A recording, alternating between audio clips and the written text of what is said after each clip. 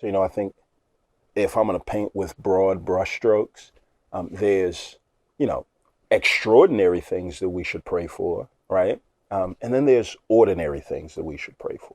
The extraordinary things that we should pray for are things like, the conversion of souls, the advancement of the gospel, for God's work to be done here in the world, for missionaries and pastors to be raised up and sent out. And I say that those things are extraordinary because those are things that we have a role and a hand in, but our work is not determinative. So we can share the gospel, but it's only God himself that can bring the conversion and the salvation of souls. And so I think when a church comes together to pray for those things, we don't abdicate our responsibility to take part in sharing the gospel and things like that. But what we do is we fill ourselves with the courage, and we're reminded that God's going to be the one that brings about the results, but we're praying for God to do those things that he could do.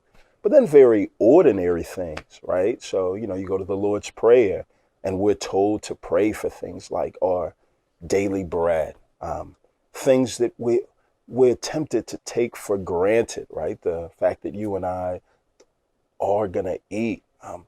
Very few of us wake up in the morning and have a concern, am I going to eat today? Because we think, hey, I've got money in the bank, I've got a job, I've got food in the fridge. So the bread that we eat each day is not a concern. And when it's not a concern, we tend to take God's very gracious gifts for granted.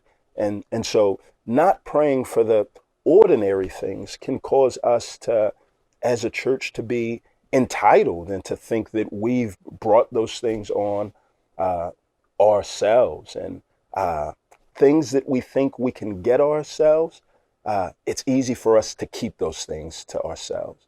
But as we as a church come together and pray that God would give us all what we need, we recognize and acknowledge that God gives us the bread that we need each day. So we freely give that out to folks that are in need. As we pray for the forgiveness of sins, as often as we pray for the fact that we need bread, we're reminded that God has granted us peace, not based on our performance, but based on his gracious pardon. So we do the same thing to folks in the life of the church.